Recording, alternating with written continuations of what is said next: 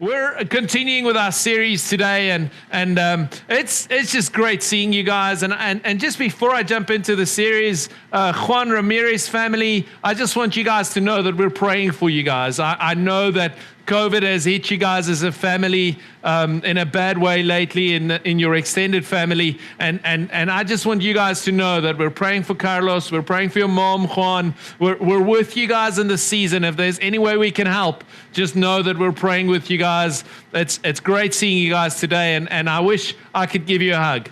But we know that in the Spirit, we're right there with you guys, and we're carrying you guys in prayer. I so appreciated that song, Stephen and Chelsea. What an incredible testimony for us to be able to say that we serve the God that is greater and that is able. He's done it before, and He'll do it again.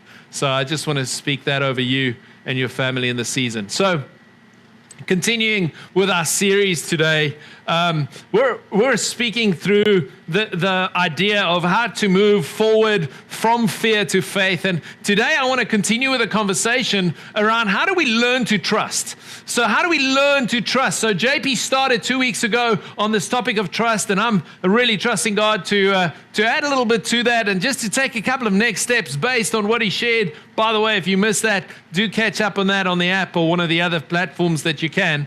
But Matthew chapter 14, verse 26 reads as follows. This is what it says. It says, "And when the disciples saw him walking on the sea, they were troubled, saying, 'It is a ghost.' And they cried out for fear. But immediately Jesus spoke to them, saying, 'Be of good cheer, it is I, do not be afraid.' And Peter answered him and said, 'Lord, if it is you, command me to come to you on the water.' So he said, 'Come.' And when Peter had come down out of the boat, he walked on the water to go to Jesus." When Peter had come down out of the boat, he walked on the water to come to Jesus. What did Peter walk on? What was he stepping on? What was carrying his weight? I don't know about you, but when I imagine Peter, I do not imagine a little guy, okay? When I imagine Peter, I imagine a big, robust fisherman, kind of rough and tumble type of guy, okay? So here's this big Peter guy stepping out of a boat, and as he gets out of the boat, he walks on the water. What was he walking on? What had the capacity to hold his feet up from sinking in below the water? Because last time I tried, it is not possible for even flip-flops to carry my weight, okay? There's no way that you can step out on the water, and I'm pretty sure leather sandals, which was commonly worn in Peter's day, couldn't carry his weight on top of the water. Something did. Somehow he walked on the water. Somehow he stayed on the water. What was he walking on? What was carrying his weight? And maybe that's the question to you this morning. What's carrying your weight? What are you walking on? How are you crossing the COVID-19 storm? What is it that is supporting your weight today? There we are in a storm. It is windy, it's wild, it's changing all the time. It's hard to make our way through this. It's dynamic.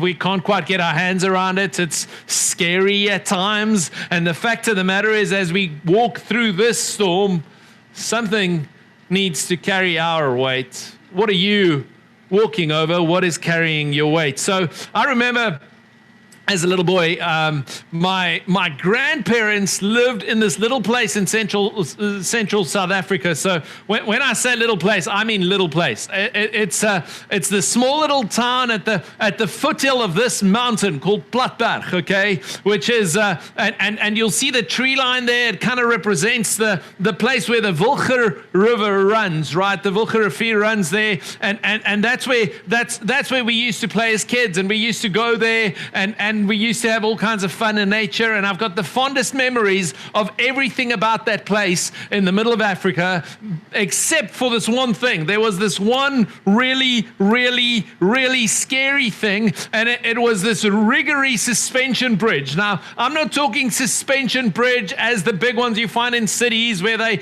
build the whole cable system and you can drive trucks over it or trains over it. I'm talking suspension bridge as in those Riggery little held together, as in you don't know if the next step's going to be able to carry you suspension bridges, right? So there was this little suspension bridge that was over a river, and I was afraid of going over this suspension bridge because I never knew if the next step you could see the water way, way, way down there if you looked through the missing planks on the way over. And I'll never forget the feeling I got as I walked on it. And of course, my older brother thought that the fact that I was afraid of this was the funniest thing in the world. Of course it was the funniest thing in the world. So whenever we would be halfway over and the way back would be as far as the way forward, what would he do? He would jump, he would shake, he would swing, he would do all these things, and I would die 100 deaths, okay? But the reality is that that's sometimes what it feels like. I feel like we're crossing over some bridges that don't feel safe right now. I feel like we're stepping over things that we might not quite feel as if we know the way or we know how to do it or we know how to make it through the season and this time that we're finding ourselves in. I actually feel that bridge describes or is a great metaphor for the time we're in. I wasn't sure that the bridge could carry my weight. Now, if you know anything about when I was, not that that's much difference, but if you know anything about when I was young, is I was much wider than what I was high at this point in time, okay? So I had real concerns about whether or not this bridge could carry my considerable weight. The fact is that a lot of us are wondering whether or not the things we trust on can carry our weight through this season. And maybe you're navigating this. It's interesting, if you look at the book of Acts, the idea of Christianity is continually described in the book of Acts as the way. It's several references in Acts chapter 9, chapter 19, 22, and 24. Over and over again, references the same thing. It references Christianity as the way. See, because it mentions Christianity not as a particular thing as much as a particular way to walk. So being a Christian is often underemphasized as an identity thing and overemphasized as a way of walking. The way you walk matters. The way you pass over the bridges of life matters. The way you go through the season matters.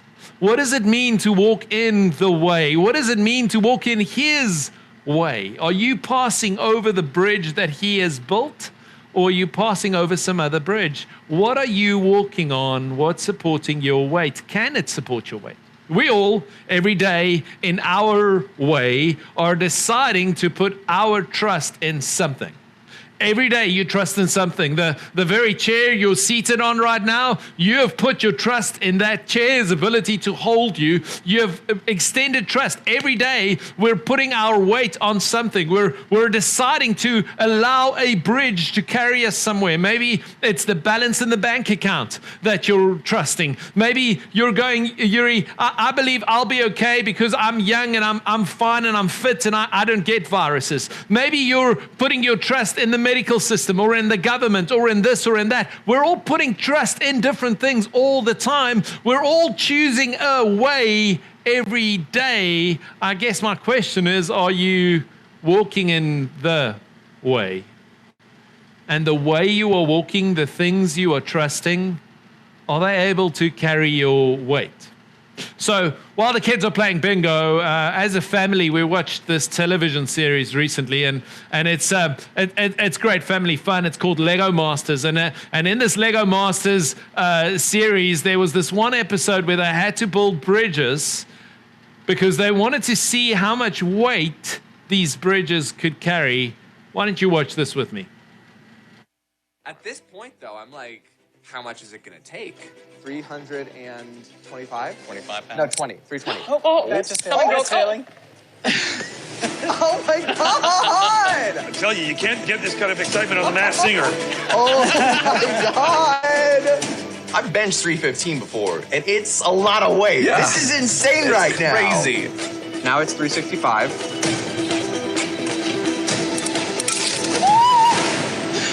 Let it go gentle. 365. We're running out of weights. We might run out of weights. We might have to go into your personal stash, Christian. As you can see, we were not expecting any of these bridges to hold so much weight. Okay, what do we got? Okay. We had to get weights from the camera department. How unprofessional do we look as a television show right now? Not only are we gonna find out who wins the golden brick, we're also gonna find out who's getting fired from the show. So this is going to be 400 if we get this on. Okay. Let go. Let go. That is 400 pounds. We got more. We got more. This is for 445, dead center. Oh my.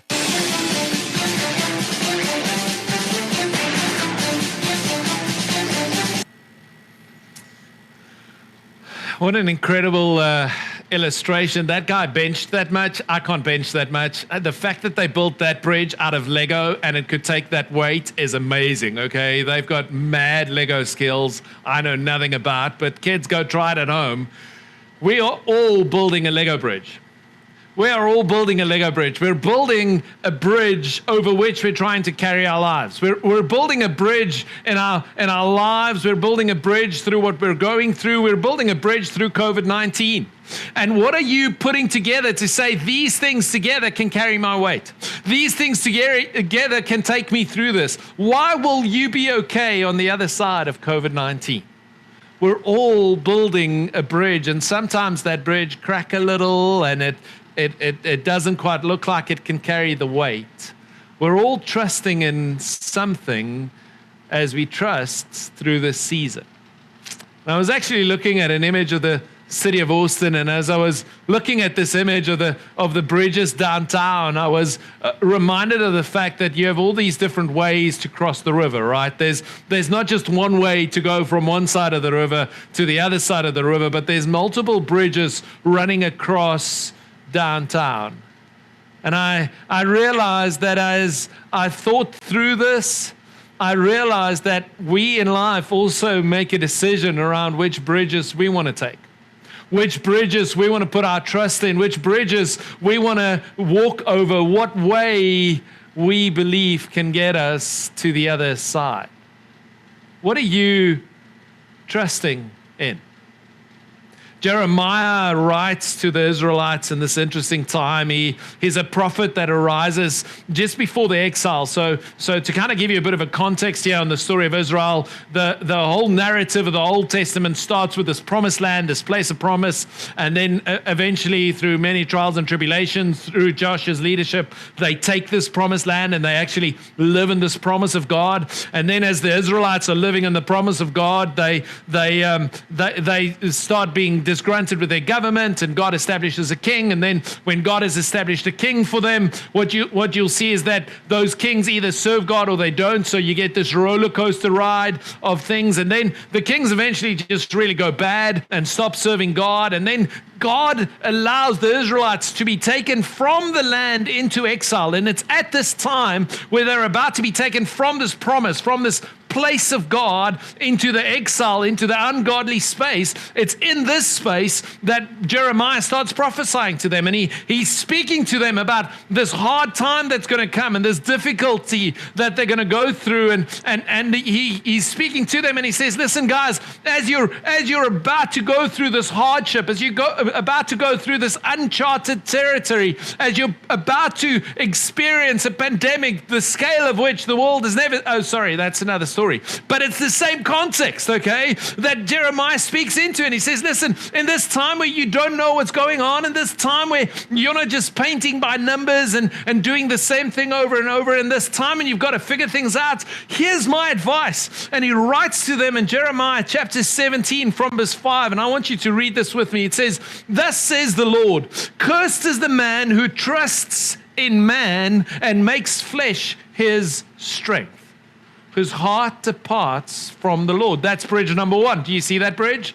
That's the bridge that says, I'm going to trust in my strength. I'm going to build a bridge. I'm going to make a way. I'm going to make this work. I'm going to get over there. We're going to get through this, right? No, I'm going to trusts in man and makes flesh his strength, whose heart departs from the Lord, for he shall be like a shrub in the desert and shall not see when good comes. I love that.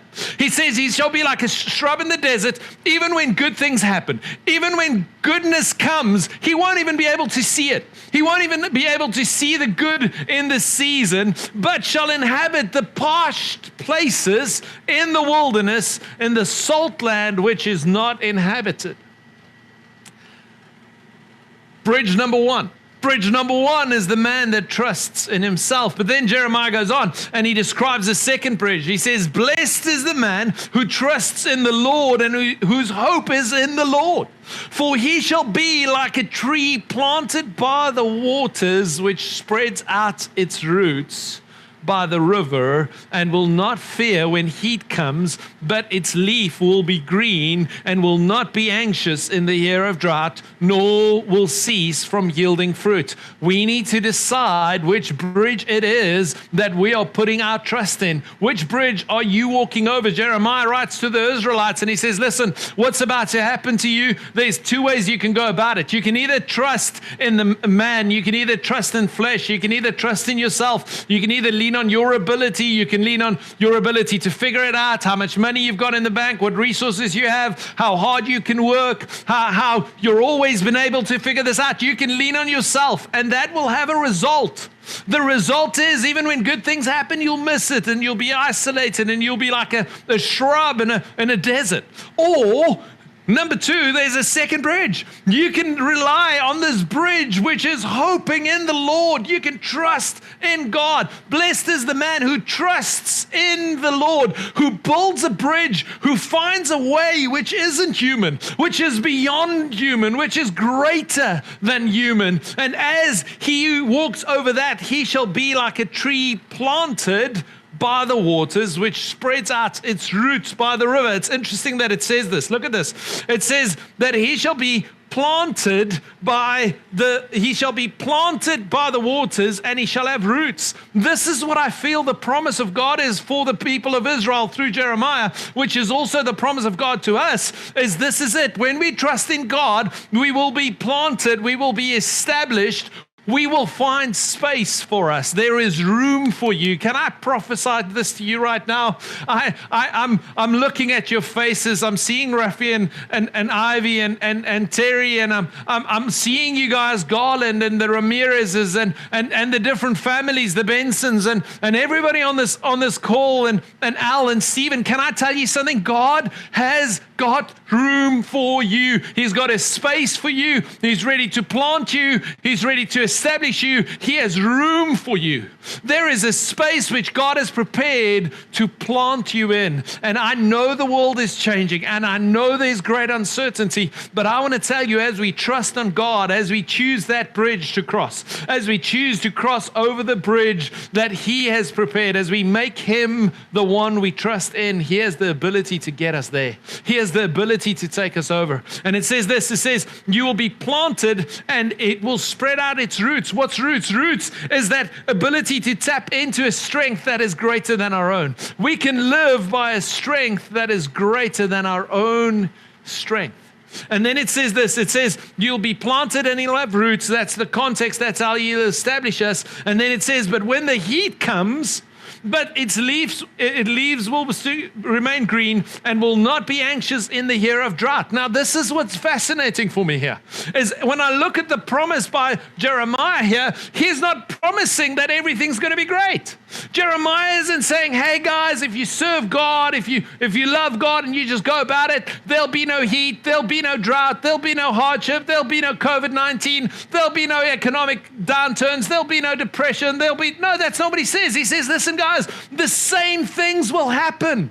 You remember what the curse was for the guy that relied on the flesh? He had drought, there was no water, and he was in the heat in the desert. It's the same things, but what changes is not what happens to us. What changes is how we respond when the heat comes, when hardships come our way, when difficulty happens, and it is going to happen. When it happens, we will remain green, we will remain fed, we will remain lush, we will remain a sign of the goodness of God. I want to tell you, if you walk in the deserts, and some time ago, a year ago, we were privileged enough to be in Israel, and I'll never forget the desert around Engedi, where it's this parched land where they actually found the Dead Sea Scrolls as well. And it's this parched land, it's a desert, it's dead, nothing grows there. And then they take you to a spring, and you know how you know where the spring is? The spring is where the green trees are, because they are planted by the water, and it's this lush green in the middle of parched desert. And I want to tell you, that's what you've been called to do.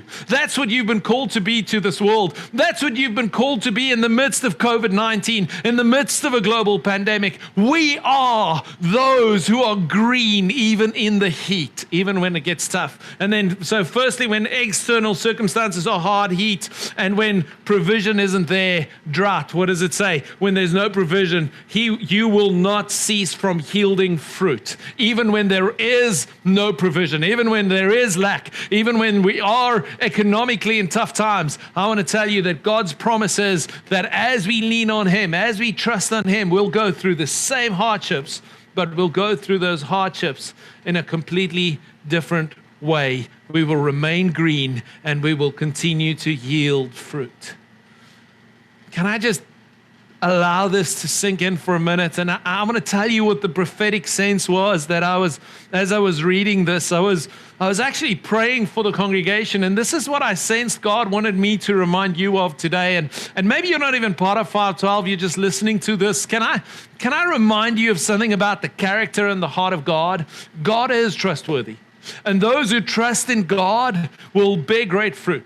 But let's not forget that God's desire for you is to be like a tree planted by waters. God's desire, not only is God able, God desires it for you. He dreams it for you. And I just had this sense that God had a dream and a purpose and a plan for your life, and He was thinking about you, and His desire was for you to live in the fullness and the lushness and the flourishing that He has in mind for you. So I want to tell you, if you're finding yourself in a space where you're struggling to think how you're going to flourish in the season, I want to tell you, just tap into the dream of God. Just tap into His desire. Lean on Him. Trust in Him, for He is trustworthy, and He is ready to take you along. He is ready to make room for you and allow your roots to grow deeper and deeper into all that He has prepared for you. See, I remember a time in my life when I chose to not trust God. And it's one of the greatest regrets of my life. It's this little moments, and you're probably going to hear this and think, oh, that's just so dumb. But it was dumb. It was really dumb. It was really stupid.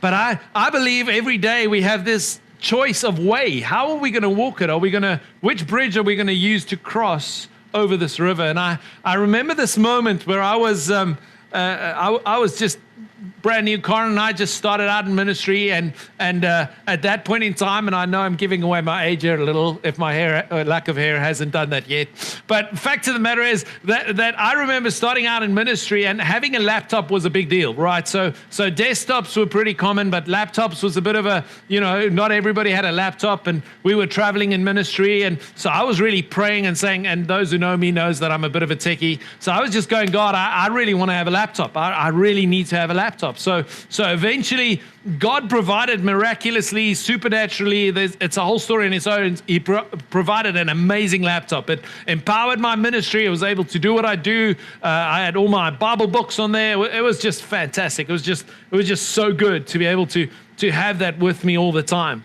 And I remember as I was making my way through this and journeying with this laptop, I really praised God for it often. And then there came a day when I was we had a meeting with somebody. And at this meeting, I felt like the Lord told me to give this laptop to this lady, right? And this is where proud of your pastor now, right? He obeyed God. He gave the laptop to this lady. And then God was amazing, right? Not the story I'm telling. I clearly heard the voice of God say, give your laptop to her. She needs it more than you. And I said, no. I decided that I didn't want to do that. I liked my laptop. And I prayed for this laptop for a long time. And to this day, I regret that moment more than anything that I've given away. There's not one time in my life where I was obedient to God in giving something away, whether it was a car or a thing or money or whatever it was. There's not a single instant that I regret. But I want to tell you that moment that I know that I chose to trust more in my ability to hold on to a piece of plastic and some microchips, and my ability to make a difference with that piece of plastic and microchips and some electric currents. I would add more trust in my ability to hold on to that than in God's ability to provide in all my needs. And I held on to that, and I want to tell you from that day on, every time I would see that laptop, it would be an accusation to my heart that I was trusting in something which wasn't trusting in God.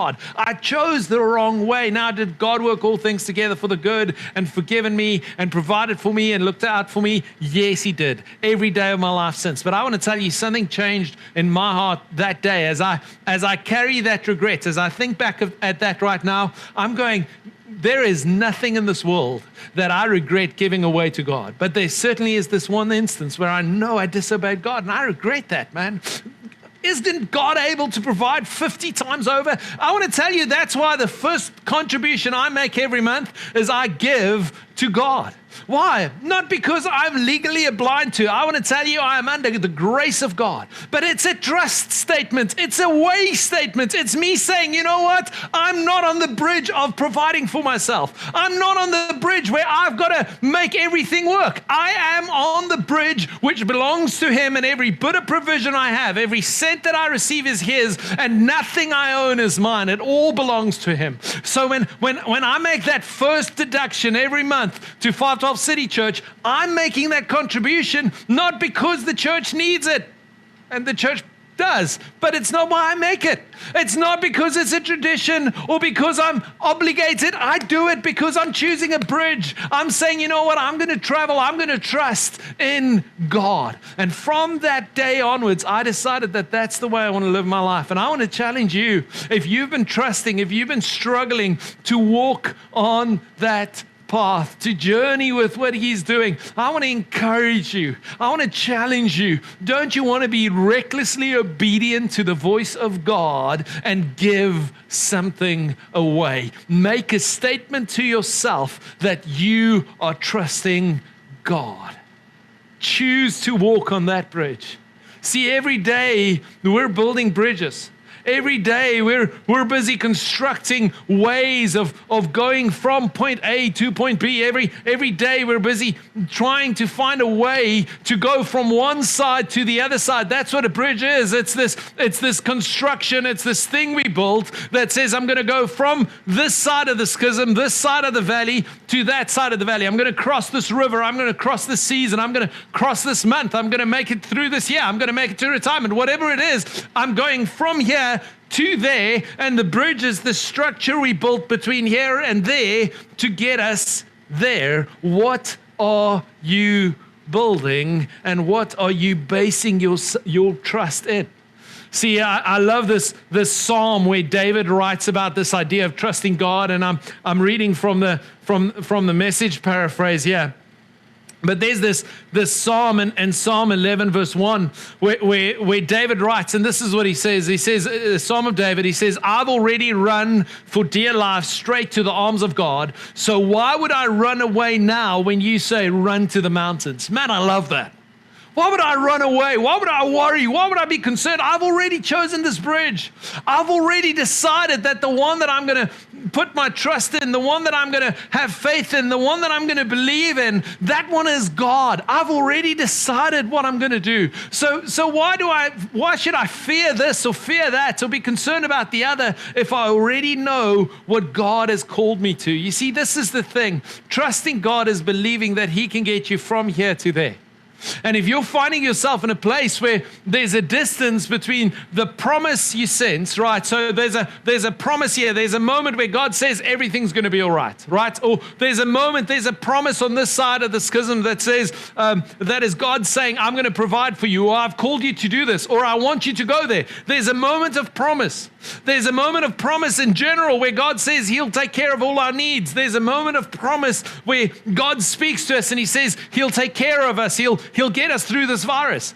But then there's a schism. There's a valley in between the promise and the result, right? There's something that happens between the promise of God and the moment where we live in that promise, right? Is God going to get us through this virus? Yes, he is. Has he promised that? Absolutely. Is he trustworthy to get us there? Yes, he is. Are we there yet? No, we're not.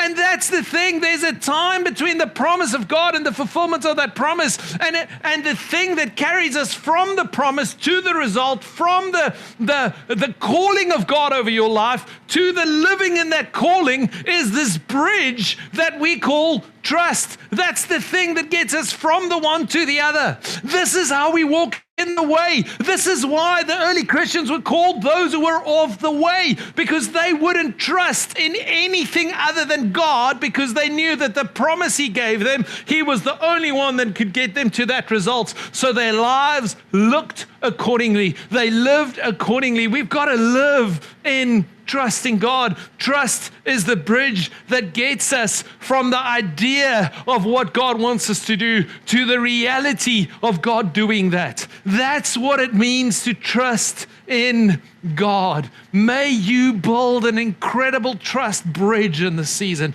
May I remind you today of the times God has been faithful, of the times He has built into your life, of the times He has invested into your life. Even as Paul writes to Timothy, and he does the same thing. He speaks to Timothy and he says, listen, Timothy, let me just remind you, it's 2 Timothy chapter 3, verse 14 to 15. He says, but you must continue in the things which you have learned and been assured of, right? So what he's writing to Timothy, he says, listen, Timothy, remember that as you grew up, his grandmother taught him the truth, and he's been walking in this way. He's been walking over this bridge of trust, knowing from whom you've learned them, knowing the faithfulness of God in their lives. And that from childhood you have known the Holy Scriptures, which are able to make you wise for salvation through faith, which is in Christ Jesus. So this is what Paul's writing to Timothy. He says, listen, Timothy, just remember that you're on this way. Don't jump over to another bridge. Don't try and build a little Lego bridge that can't carry the weight. Don't put your trust in something else. Remember what you believe in. I believe that trust is fundamental to the Christian journey. I believe it's impossible for you to walk the Christian walk without trusting God. In the same way that you can't be saved without faith, I believe that we can't live as Christians without trust. If we say that we're Christians and we believe in God, but we put our trust in something other than God, then we're not living by faith. Living by faith is trusting God, is believing Him. And in the prayer meeting, Ethan actually shared this scripture, which he got this week, and he shared it with me in the car.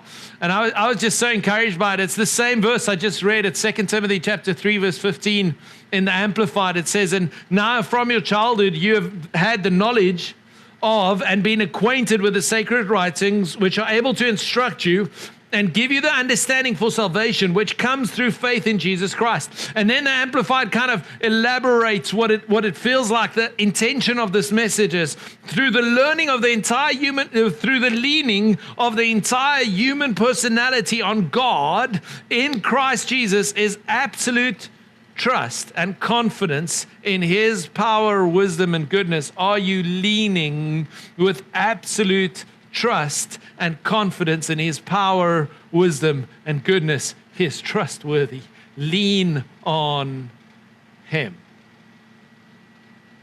Put your weight on that bridge. Use that bridge to take you from this side to the other side. And I was reminded of a moment in a movie that made a great impact on me as a young kid. It's Indiana Jones and the Last Crusade. And there's a moment as Indiana Jones is working through these little clues. You've seen it. You know what I'm talking about. that he's got this one particular obstacle, and I want you to see how he has to cross this obstacle.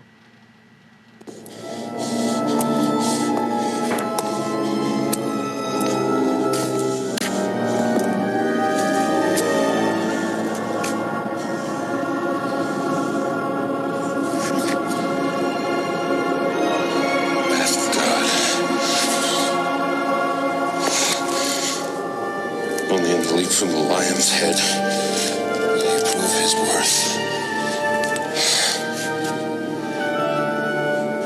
Impossible. Nobody can jump this. Indy! And you must hurry! Come quickly!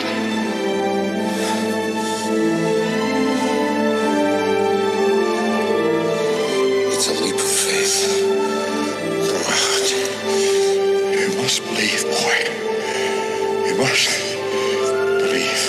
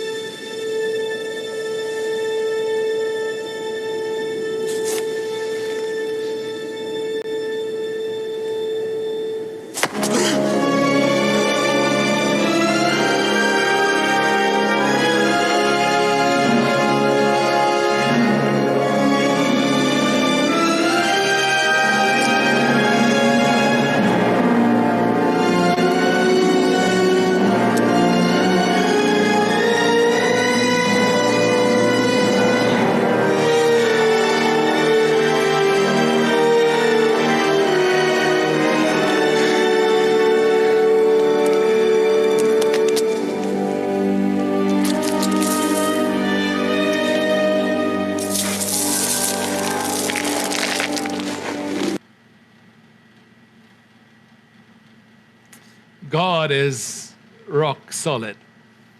God is trustworthy, and he's ready, and he's able to carry us. But we can't always see the bridge he has in mind for us. And I realize that in this season, God is calling us to trust. I've actually been thinking through, and I feel like, and maybe I'll speak about this more another week, but I feel like there's this adaptability fatigue going around, right? Where people are just so tired of keep on adapting. It's like the goalposts keeps changing on us, and people are fatigued. People are just tired of adapting all the time. And I know that we're sometimes having to trust God in seasons where we don't feel like it, where it doesn't feel that way. And I was complaining to God. I was saying, God, this is hard. And then I read about the disciples and the apostles, and as they were going out in the book of Acts and beyond, and what they were doing, and how they were persecuted and stoned, and you know, people wanted to kill them and get rid of them and all of that. And I just went, God, what am I complaining about? This isn't nearly as bad as that was. But God, they seem to be happy and ready and all systems go, trusting you throughout all of this. And here I am, and I some mornings feel like I've got to fight to get myself out of bed to go through another Groundhog Day. And I've got nothing to complain about. Compared to those guys, I'm comfortable in every way. What's different?